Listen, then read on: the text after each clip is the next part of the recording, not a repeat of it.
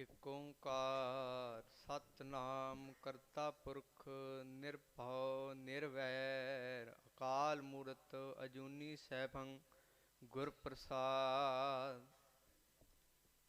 ਜੁਗੋ ਜੁਗ ਅਟਲ ਚਵਰ ਛਤਰ ਤਖਤ ਦੇ ਮਾਲਕ ਗੁਰਤਾ ਗੰਦੀ ਤੇ ਬਿਰਾਜਮਾਨ ਧੰਨ ਧੰਨ ਸਾਹਿਬ ਸ੍ਰੀ ਗੁਰੂ ਗ੍ਰੰਥ ਸਾਹਿਬ ਜੀ ਦੀ ਪਾਵਨ ਪਵਿੱਤਰ ਹਜ਼ੂਰੀ ਵਿੱਚ ਸੱਜ ਬੈਠੀ ਸਾਧ ਸੰਗਤ ਜੀ, ਆਪ ਸਭ ਸਿੱਖ ਮਿਸ਼ਨਰੀ ਕਾਲਜ ਲੁਧਿਆਣਾ ਦੇ ਚੰਡੀਗੜ੍ਹ ਜੋਲ ਵੱਲੋਂ ਉਲੀਕੇ ਹੋਏ ਕੇਂਦਰੀ ਸਮਾਗਮ ਵਿੱਚ ਹਾਜ਼ਰੀਆਂ ਭਰ ਰਹੇ ਹੋ। ਵਿਚਾਰਾਂ ਦੀ ਸਾਂਝ ਤੋਂ ਪਹਿਲਾਂ ਆਓ ਜੋ ਗੁਰੂ ਪਾਤਸ਼ਾਹ ਨੇ ਸਾਨੂੰ ਬਖਸ਼ਿਸ਼ ਫਤਿਹ ਬਖਸ਼ੀ ਹੈ ਉਸ ਨਾਲ ਸਾਂਝ ਪਾਈਏ ਜੀ। ਵਾਹਿਗੁਰੂ ਜੀ ਕਾ ਖਾਲਸਾ, ਵਾਹਿਗੁਰੂ ਜੀ ਕੀ ਫਤਿਹ। ਮੇਰੇ ਅੱਜ ਦੀ ਵਿਚਾਰ ਦਾ ਵਿਸ਼ਾ ਹੈ ਅੰਮ੍ਰਿਤ ਵੇਲੇ ਦੀ ਮਹਾਨਤਾ। ਸੰਸਾਰ ਵਿੱਚ ਹਰ ਇੱਕ ਕੰਮ ਕਰਨ ਦਾ ਸਮਾਂ ਨਿਸ਼ਚਿਤ ਕੀਤਾ ਹੁੰਦਾ ਹੈ। ਜਿਵੇਂ ਕਿ ਫਸਲ ਵਕਤ ਨਾਲ ਬੀਜੀ ਜਾਂਦੀ ਹੈ, ਦੁਕਾਨ ਖੁੱਲ੍ਹਣ ਦਾ ਵਕਤ ਹੁੰਦਾ ਹੈ, ਮਨੁੱਖ ਦੇ ਖਾਣ ਪੀਣ ਦਾ ਸਮਾਂ ਵੀ ਨਿਸ਼ਚਿਤ ਕੀਤਾ ਹੁੰਦਾ ਹੈ। ਇਸੇ ਤਰ੍ਹਾਂ ਪਰਮਾਤਮਾ ਨੇ ਸੌਣ ਵਾਸਤੇ ਰਾਤ ਤੇ ਕੰਮਕਾਰ ਲਈ ਦਿਨ ਬਣਾਇਆ ਹੈ। ਬਚਪਨ ਸਿੱਖਿਆ ਹਾਸਲ ਕਰਨ ਲਈ, ਜਵਾਨੀ ਪਰਿਵਾਰ ਗ੍ਰਸਤੀ ਵਸਾਉਣ ਲਈ ਤੇ ਬੁਢੇਪਾ ਸਿਆਣਪ ਦਾ ਚਿੰਨ੍ਹ ਮੰਨ ਕੇ ਚੰਗੀ ਵਿਚਾਰ ਦੇਣ ਦਾ ਸਮਾਂ ਹੈ। ਕਹਿਣ ਤੋਂ ਭਾਵ ਕਿ ਹਰ ਖੇਤਰ ਵਿੱਚ ਸਮੇਂ ਦੀ ਹੀ ਖੇਡ ਹੈ। ਬਿਲਕੁਲ ਇਸੇ ਤਰ੍ਹਾਂ ਹਰ ਧਨ ਦੇ ਬੀਜਣ ਦਾ ਸਮਾਂ ਜੋ ਧਾਰਮਿਕ ਦੁਨੀਆ ਵਿੱਚ ਨਿਸ਼ਚਿਤ ਕੀਤਾ ਗਿਆ ਹੈ ਉਹ ਹੈ ਅੰਮ੍ਰਿਤ ਵੇਲਾ। ਸੂਹੀ ਰਾਗ ਅੰਦਰ ਗੁਰੂ ਰਾਮਦਾਸ ਜੀ ਫਰਮਾਉਂਦੇ ਹਨ, ਹਰ ਧਨ ਅੰਮ੍ਰਿਤ ਵੇਲੇ ਵੱਤੈ ਕਾ ਬੀਜਿਆ, ਭਗਤ ਖਾਏ ਖਰਚ ਰਹਿ ਨਿਖੁੱਟੈ ਨਾਹੀ, ਹਲਤ ਪਲਤ ਹਰ ਧੰਨੈ ਕੀ, ਭਗਤਾਂ ਕਉ ਮਿਲੀ ਵਡਿਆਈ। ਸਿੱਖ ਧਰਮ ਵਿੱਚ ਅੰਮ੍ਰਿਤ ਵੇਲੇ ਦੀ ਬਹੁਤ ਮਹਾਨਤਾ ਹੈ। ਪੁਰਾਤਨ ਸਮੇਂ ਦੇ ਗੁਰਸਿੱਖਾਂ ਦੇ ਜੀਵਨ ਵਿੱਚ ਅੰਮ੍ਰਿਤ ਵੇਲੇ ਨੂੰ ਸੰਭਾਲਣ ਦੀ ਬਹੁਤ ਪਰਪੱਕਤਾ ਸੀ, ਕਿਉਂਕਿ ਉਹ ਸਤਿਗੁਰੂ ਜੀ ਦੇ ਦੱਸੇ ਰਾਹ ਤੇ ਚੱਲਦੇ ਸਨ, ਜੋ ਕਿ ਗੁਰੂ ਰਾਮਦਾਸ ਜੀ ਨੇ ਗੌੜੀ ਰਾਗ ਅੰਦਰ ਇੱਕ ਗੁਰਸਿੱਖ ਦੇ ਜੀਵਨ ਦਾ ਰੋਜ਼ਾਨਾ ਟਾਈਮ ਟੇਬਲ ਉਲੀਕਿਆ ਹੈ। ਉਸ ਵਿੱਚ ਅੰਮ੍ਰਿਤ ਵੇਲੇ ਉੱਠਣਾ ਸਭ ਤੋਂ ਪਹਿਲਾ ਨੇਮ ਹੈ। ਗੁਰੂ ਸਾਹਿਬ ਫਰਮਾਉਂਦੇ ਹਨ, ਗੁਰ ਸਤਿਗੁਰ ਕਾਜੋ ਸਿੱਖ ਅਖਾਏ, ਸੋ ਭਲਕੈ ਉੱਠ ਹਰ ਨਾਮ ਧਿਆਵੈ, ਉਦਮ ਕਰੈ ਪਲਕੈ ਪ੍ਰਭਾਤੀ, ਇਸ਼ਨਾਨ ਕਰੈ ਅੰਮ੍ਰਿਤਸਰ ਨਾਵੈ, ਉਪਦੇਸ਼ ਗੁਰੂ ਹਰ ਹਰ ਜਪ ਜਾਪੈ, ਸਭ ਕਿਲ ਵਿਖ ਪਾਪ ਦੋਖ ਲਹਿ ਜਾਵੈ, ਫਿਰ ਚੜ੍ਹੈ ਦਿਵਸ ਗੁਰਬਾਣੀ ਗਾਵੈ, ਬਹਿੰਦਿਆਂ ਉੱਠਦਿਆਂ ਹਰ ਨਾਮ ਧਿਆਵੈ। ਇਸੀ ਗੱਲ ਦਾ ਜ਼ਿਕਰ ਭਾਈ ਗੁਰਦਾਸ ਜੀ ਵੀ ਆਪਣੀ ਰਚਨਾ ਵਿੱਚ ਕਰਦੇ ਹਨ, ਗੁਰਸਿੱਖ ਭਲਕੈ ਉੱਠ ਕਰ ਅੰਮ੍ਰਿਤ ਵੇਲੇ ਸਰਨਾ ਵੰਦਾ, ਗੁਰ ਕੈ ਬਚਨ ਉਚਾਰ ਕੈ ਧਰਮਸਾਲ ਦੀ ਸੁਰਤ ਕਰਨ ਦਾ, ਸਾਧ ਸੰਗਤ ਵਿੱਚ ਜਾਇ ਕੈ ਗੁਰਬਾਣੀ ਦੇ ਪ੍ਰੀਤ ਸੁਣਨ ਦਾ। ਇਸ ਵਿਚਾਰ ਤੋਂ ਸਿੱਟਾ ਇਹ ਨਿਕਲਦਾ ਹੈ ਕਿ ਗੁਰੂ ਸਾਹਿਬ ਉਸ ਨੂੰ ਸਿੱਖ ਮੰਨਦੇ ਹਨ ਜੋ ਅੰਮ੍ਰਿਤ ਵੇਲੇ ਦੀ ਸੰਭਾਲ ਕਰਦਾ ਹੈ ਤੇ ਉਸ ਅਕਾਲ ਪੁਰਖ ਵਾਹਿਗੁਰੂ ਦੀ ਸਿਫਤ ਸਲਾਹ ਵਿੱਚ ਜੁੜਦਾ ਹੈ। ਅੰਮ੍ਰਿਤ ਵੇਲਾ ਇੰਨਾ ਮਹਾਨ ਹੈ ਕਿ ਅੰਮ੍ਰਿਤ ਵੇਲਾ ਇੱਕ ਐਸਾ ਸਮਾਂ ਹੈ ਸਾਰੇ ਦਿਨ ਵਿੱਚੋਂ ਜਦੋਂ ਮਨੁੱਖ ਦੇ ਮਨ ਦੀ ਬਿਰਤੀ ਇਕਾਗਰ ਹੁੰਦੀ ਹੈ ਤੇ ਉਹ ਸਹਿਜੇ ਹੀ ਉਸ ਪਰਮਾਤਮਾ ਦੀ ਯਾਦ ਵਿੱਚ ਜੁੜ ਜਾਂਦਾ ਹੈ। ਫਿਰ ਜਿਵੇਂ ਜਿਵੇਂ ਦਿਨ ਚੜ੍ਹਦਾ ਹੈ ਮਨੁੱਖ ਦੇ ਮਨ ਦੀ ਬਿਰਤੀ ਖਿਲਰਨ ਲੱਗ ਪੈਂਦੀ ਹੈ, ਉਸ ਨੂੰ ਕੰਮ ਧੰਦਿਆਂ ਵਿੱਚੋਂ ਵੇਲ ਨਹੀਂ ਮਿਲਦਾ ਤੇ ਭੁੱਖ ਤਰੇ ਵੀ ਚਮਕਣ ਲੱਗ ਪੈਂਦੇ ਹਨ। ਸਾਰਾ ਦਿਨ ਕੰਮ ਕਾਜ ਕਰਦਿਆਂ ਇਹ ਸੁਭਾਵਿਕ ਗੱਲ ਹੈ ਕਿ ਮਨੁੱਖ ਨੂੰ ਥਕਾਵਟ ਆ ਜਾਂਦੀ ਹੈ ਤੇ ਥਕਾਵਟ ਕਾਰਨ ਨੀਂਦ ਆ ਜਾਂਦੀ ਹੈ। ਇਸ ਤਰ੍ਹਾਂ ਰਾਤ ਮਨੁੱਖ ਸੌਂ ਕੇ ਗੁਜ਼ਾਰ ਲੈਂਦਾ ਹੈ। ਇਹਨਾਂ ਸਾਰਿਆਂ ਸਮਿਆਂ ਵਿੱਚੋਂ ਅੰਮ੍ਰਿਤ ਵੇਲਾ ਹੀ ਇੱਕ ਐਸਾ ਸਮਾਂ ਹੈ ਜਦੋਂ ਮਨੁੱਖ ਇਕਾਗਰ ਚਿੱਤ ਹੋ ਕੇ ਉਸ ਅਕਾਲ ਪੁਰਖ ਦੀ ਸਿਫਤ ਸਲਾਹ ਵਿੱਚ ਜੁੜ ਸਕਦਾ ਹੈ।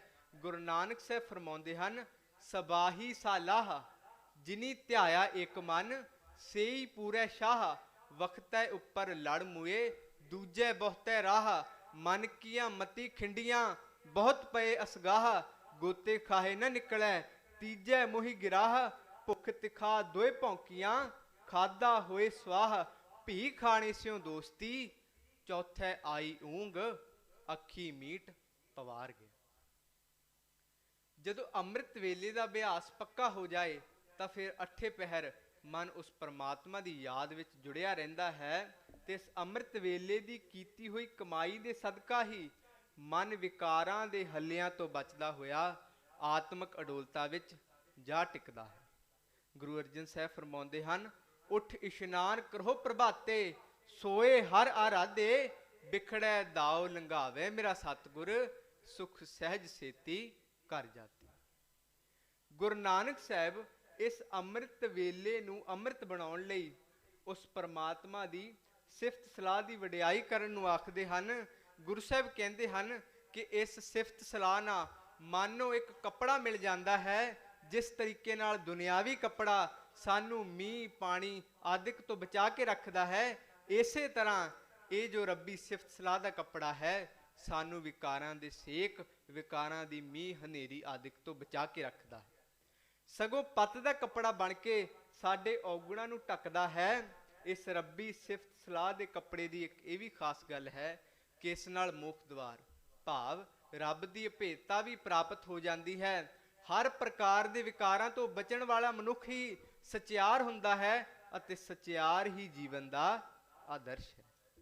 ਅੰਮ੍ਰਿਤ ਵੇਲਾ ਸੱਚ ਨਾਉ, ਵਡਿਆਈ ਵਿਚਾਰ, ਕਰਮੀ ਆਵੈ ਕੱਪੜਾ, ਨਦਰੀ ਮੋਖ ਦੁਆਰ, ਨਾਨਕ ਏਵੇਂ ਜਾਣੀਐ ਸਭ ਆਪੇ ਸਚਿਆਰ। ਆਮ ਤੌਰ ਤੇ ਸੰਸਾਰ ਵਿੱਚ ਸਵੇਰ ਤੋਂ ਕੀਤੀ ਮਿਹਨਤ ਸ਼ਾਮ ਦੇ ਵਕਤ ਪ੍ਰਾਪਤੀ ਦਾ ਵੇਲਾ ਹੁੰਦਾ ਹੈ, ਪਰ ਨਿਰੰਕਾਰ ਦੇ ਘਰ ਸਗੋਂ ਇਹ ਸਾਰੀ ਦਾਤ ਰਾਤ ਨੂੰ ਤਿਆਰ ਹੁੰਦੀ ਹੈ। ਪਹਿਲੇ ਪਹਿਰ ਫੁੱਲ ਬਣਦਾ ਹੈ, ਫਿਰ ਸਾਰੀ ਰਾਤ ਇਹ ਫੁੱਲ ਫਲ ਬਣਦਾ ਹੈ।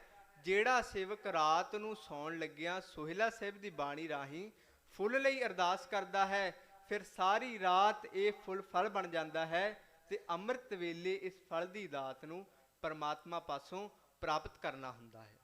ਜੇਕਰ ਫਲ ਨੂੰ ਸਮੇਂ ਸਿਰ ਨਾ ਤੋੜਿਆ ਜਾਵੇ ਤਾਂ ਪ੍ਰਾਪਤੀ ਤੋਂ ਸੱਖਣੇ ਰਹਿ ਜਾਈਦਾ ਹੈ। ਇਸੇ ਤਰ੍ਹਾਂ ਇਹ ਫਲ ਅੰਮ੍ਰਿਤ ਵੇਲੇ ਮਿਲਦਾ ਹੈ। ਜੋ ਪਰਮਾਤਮਾ ਦੀ ਕਿਰਪਾ ਨਾਲ ਅੰਮ੍ਰਿਤ ਵੇਲੇ ਜਾਗਦੇ ਹਨ ਉਹ ਇਹ ਫਲ ਪ੍ਰਾਪਤ ਕਰ ਲੈਂਦੇ ਹਨ। ਬਾਬਾ ਫਰੀਦ ਜੀ ਫਰਮਾਉਂਦੇ ਹਨ, ਪਹਿਲੇ ਪਹਿਰੇ ਫੁੱਲੜਾ, ਫਲ ਭੀ ਪੱਛਾ ਰਾਤ, ਜੋ ਜਾਗਨ ਲਹਨਸੇ, ਸਾਈਂ ਕੰਨੋ ਦਾਤ। ਭਾਈ ਗੁਰਦਾਸ ਜੀ ਦੀ, ਗੁਰੂ ਅਰਜਨ ਸਾਹਿਬ ਜੀ ਦੀ ਵੀ ਪ੍ਰੇਮ ਭਰੀ ਪ੍ਰੇਰਣਾ ਹੈ ਕਿ ਪੌ ਫੁਟਾਲੇ ਤੋਂ ਪਹਿਲਾਂ ਗੁਰੂ ਸਾਹਿਬ ਨੇ ਇੱਥੇ ਸ਼ਬਦ ਵਰਤਿਆ ਝਾਲਾਂਗੇ। ਝਾਲਾਂਗੇ, ਝਾਲਾ ਦਾ ਅਰਥ ਹੁੰਦਾ ਰੌਸ਼ਨੀ। ਝਾਲਾਂਗੇ ਤੋਂ ਭਾਵ ਰੌਸ਼ਨੀ ਤੋਂ ਪਹਿਲਾਂ, ਜਿਹਨੂੰ ਪੌ ਫੁਟਾਲਾ, ਪੌ ਫੁਟਾਲੇ ਤੋਂ ਪਹਿਲਾਂ ਉਸ ਪਰਮਾਤਮਾ ਦਾ ਨਾਮ ਆਪਣੀ ਜ਼ੁਬਾਨ ਤੇ ਰੱਖ ਲੈ, ਫਿਰ ਅੱਠੇ ਪਹਿਰ ਉਸ ਦੀ ਯਾਦ ਵਿੱਚ ਬਤੀਤ ਹੋਣਗੇ ਤੇ ਸਾਰੇ ਕਲਾ ਕਲੇਸ਼ਾਂ ਦਾ ਨਾਸ਼ ਹੋ ਜਾਵੇਗਾ। ਗੁਰੂ ਸਾਹਿਬ ਫਰਮਾਉਂਦੇ ਹਨ, ਚਾ ਲਾਂਗੇ ਉਠ ਨਾਮ ਜਪ, ਨਿਸ ਬਾਸੁਰ ਆਰਾਧ, ਕਾਰਾ ਤੁਝੈ ਨਾ ਵਿਆਪਈ, ਨਾਨਕ ਮਿਟੈ ਉਪਾਦ। ਇਤਿਹਾਸਕ ਪੱਖ ਵੀ ਇਸ ਗੱਲ ਦੀ ਗਵਾਹੀ ਭਰਦਾ ਹੈ ਕਿ ਜਦੋਂ ਗੁਰੂ ਨਾਨਕ ਸਾਹਿਬ ਤੋਂ ਭਾਈ ਮਰਦਾਨਾ ਜੀ ਨੇ ਉਪਦੇਸ਼ ਮੰਗਿਆ ਤਾਂ ਗੁਰੂ ਸਾਹਿਬ ਨੇ ਉਸ ਉਪਦੇਸ਼ ਵਿੱਚ ਅੰਮ੍ਰਿਤ ਵੇਲੇ ਉੱਠਣ ਦੀ ਤਾਕੀਦ ਕੀਤੀ। ਜਦੋਂ ਗੁਰੂ ਸਾਹਿਬ ਆਪਣੀ ਪਹਿਲੀ ਉਦਾਸੀ ਦੌਰਾਨ ਲਾਹੌਰ ਜਾਂਦੇ ਨੇ ਤਾਂ ਗੁਰੂ ਸਾਹਿਬ ਉੱਥੇ ਇੱਕ ਖੂਹ ਦੇ ਕੋਲ ਚੌਹੱਟੇ ਉੱਪਰ ਰਾਤ ਗੁਜ਼ਾਰਦੇ ਨੇ। ਅੰਮ੍ਰਿਤ ਵੇਲੇ ਭਾਈ ਮਰਦਾਨੇ ਨੂੰ ਕਹਿੰਦੇ ਨੇ ਕਿ ਅੰਮ੍ਰਿਤ ਵੇਲੇ ਦਾ ਸਮਾਂ ਹੈ, ਰੱਬ ਦੀ ਵਡਿਆਈ ਕਰਦੇ ਹਾਂ। ਤੇ ਜਦੋਂ ਗੁਰੂ ਸਾਹਿਬ ਵਡਿਆਈ ਕਰਨ ਲਈ ਭਾਈ ਮਰਦਾਨਾ ਜੀ ਰਬਾਬ ਛੇੜਦੇ ਹਨ ਤਾਂ ਗੁਰੂ ਸਾਹਿਬ ਦੇ ਕੰਨਾਂ ਵਿੱਚ ਜੀਵਾਂ ਦੀ ਕੁਰਲਾਹਟ ਦੀ ਆਵਾਜ਼ ਪੈਂਦੀ ਹੈ। ਭਾਈ ਮਰਦਾਨਾ ਜੀ ਜਾ ਕੇ ਦੇਖਦੇ ਹਨ ਤੇ ਗੁਰੂ ਸਾਹਿਬ ਨੂੰ ਦੱਸਦੇ ਹਨ ਕਿ ਗੁਰੂ ਸਾਹਿਬ ਇੱਥੇ ਤਾਂ ਅੰਮ੍ਰਿਤ ਵੇਲੇ ਹੀ ਜੀਵਾਂ ਦੀ ਵੱਢ ਟੁੱਕ ਕੀਤੀ ਜਾ ਰਹੀ ਹੈ। ਤਾਂ ਗੁਰੂ ਸਾਹਿਬ ਨੇ ਕਿਹਾ, ਲਾਹੌਰ ਸ਼ਹਿਰ ਜ਼ਹਿਰ ਕਹਿਰ ਸਵਾ ਪਹਿਰ। ਫਿਰ ਸਤਿਗੁਰੂ ਜੀ ਨੇ ਉੱਥੋਂ ਦੇ ਲੋਕਾਂ ਨੂੰ ਉਪਦੇਸ਼ ਦਿੱਤਾ ਕਿ ਇਹ ਅੰਮ੍ਰਿਤ ਵੇਲਾ, ਇਸ ਦੀ ਸੰਭਾਲ ਕਰਨੀ ਚਾਹੀਦੀ ਹੈ। ਫਿਰ ਗੁਰੂ ਅਮਰਦਾਸ ਸਾਹਿਬ ਜੀ ਦਾ ਬਚਨ ਹੈ, ਲਾਹੌਰ ਸ਼ਹਿਰ ਅੰਮ੍ਰਿਤਸਰ ਸਿਫਤੀ ਦਾ ਘਰ।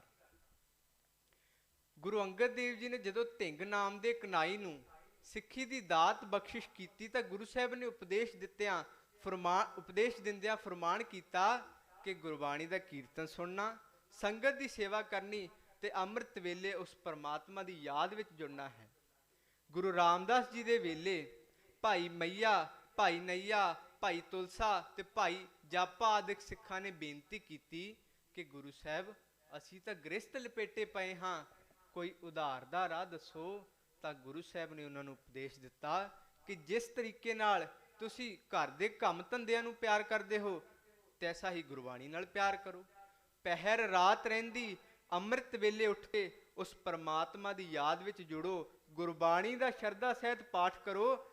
ਜਦ ਗੁਰਬਾਣੀ ਦੇ ਅਰਥਾਂ ਵੱਲ ਧਿਆਨ ਦਿਓਗੇ ਤਾਂ ਮੋਹ ਦਾ ਰੋਗ ਨਹੀਂ ਵਿਆਪੇਗਾ। ਟੱਬਰ ਵੱਲੋਂ ਪ੍ਰੀਤ ਘਟੇਗੀ, ਪ੍ਰਭੂ ਪ੍ਰੀਤ ਜਾਗੇਗੀ।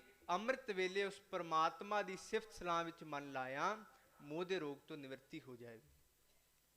ਭਾਈ ਗੁਰਦਾਸ ਜੀ ਵੀ ਆਪਣੀ ਰਚਨਾ ਵਿੱਚ ਦੱਸਦੇ ਹਨ ਕਿ ਸਿਫਤ ਸਲਾਹ ਕਰਨ ਦਾ, ਉਸ ਅਕਾਲ ਪੁਰਖ ਦੀ ਸਿਫਤ ਸਲਾਹ ਕਰਨ ਦਾ ਸਭ ਤੋਂ ਉੱਤਮ ਵੇਲਾ ਅੰਮ੍ਰਿਤ ਵੇਲਾ ਹੀ ਹੈ। ਭਾਈ ਸਾਹਿਬ ਫਰਮਾਉਂਦੇ ਹਨ, ਸਿਫਤ ਸਲਾਹਣ ਅੰਮ੍ਰਿਤ ਵੇਲਾ। ਭਾਈ ਸਾਹਿਬ ਜੀ ਕਹਿੰਦੇ ਹਨ ਕਿ ਮੈਂ ਉਹਨਾਂ ਗੁਰਸਿੱਖਾਂ ਤੋਂ ਕੁਰਬਾਨ ਜਾਂਦਾ ਹਾਂ ਜੋ ਅੰਮ੍ਰਿਤ ਵੇਲੇ ਉੱਠ ਕੇ ਇਸ਼ਨਾਨ ਕਰਕੇ ਇਕਾਗਰ ਚਿੱਤ ਹੋ ਕੇ ਉਸ ਪਰਮਾਤਮਾ ਦੀ ਯਾਦ ਵਿੱਚ ਜੁੜ ਜਾਂਦੇ ਹਨ। ਭਾਈ ਸਾਹਿਬ ਜੀ ਫਰਮਾਉਂਦੇ ਹਨ, ਕੁਰਬਾਨੀ ਤਿਨਾਂ ਗੁਰਸਿੱਖਾਂ ਪਿਛਲ ਰਾਤੀ ਉੱਠ ਬਹੰਦੇ। ਕੁਰਬਾਨੀ ਤਿਨਾਂ ਗੁਰਸਿੱਖਾਂ ਅੰਮ੍ਰਿਤ ਵੇਲੇ ਸਰ ਨਾ ਬੰਦੇ। ਕੁਰਬਾਨੀ ਤਿਨਾਂ ਗੁਰਸਿੱਖਾਂ ਹੋਏ ਇੱਕ ਮਨ ਗੁਰ ਜਾਪ ਜਪੰਦੇ। ਸੋ ਇਸ ਵਿਚਾਰ ਤੋਂ ਸਿੱਟਾ ਇਹ ਨਿਕਲਦਾ ਹੈ ਕਿ ਸਾਨੂੰ ਅੰਮ੍ਰਿਤ ਵੇਲੇ ਦੀ ਮਹਾਨਤਾ ਨੂੰ ਸਮਝਦਿਆਂ ਹੋਇਆਂ ਅੰਮ੍ਰਿਤ ਵੇਲੇ ਉੱਠ ਕੇ ਇਸ ਦੀ ਸੰਭਾਲ ਕਰਨੀ ਚਾਹੀਦੀ ਹੈ ਤੇ ਉਸ ਅਕਾਲ ਪੁਰਖ ਦੀ ਯਾਦ ਦੇ ਨਾਲ ਜੁੜਨਾ ਚਾਹੀਦਾ ਹੈ। ਸੋ ਵਿਚਾਰਾਂ ਦੀ ਸਾਂਝ ਕਰਦਿਆਂ ਬੇਅੰਤ ਪ੍ਰਕਾਰ ਦੀਆਂ ਭੁੱਲਾਂ ਚੁੱਕਾਂ ਹੋਈਆਂ ਹੋਣਗੀਆਂ। ਗੁਰੂ ਸਾਹਿਬ ਤੇ ਗੁਰੂ ਰੂਪ ਸਾਧ ਸੰਗਤ ਬਖਸ਼ਣਯੋਗ ਹੈ। ਅੱਗੋਂ ਵਾਸਤੇ ਅਸੀਸ ਬਖਸ਼ਣੀ ਜੀ। ਇੱਥੇ ਖਿਮਾ ਦਾ ਜਾਚਕ ਹੋਵਾਂਗਾ। ਫਤਿਹ ਬੁਲਾਓ। ਵਾਹਿਗੁਰੂ ਜੀ ਕਾ ਖਾਲਸਾ, ਵਾਹਿਗੁਰੂ ਜੀ ਕੀ ਫਤਿਹ।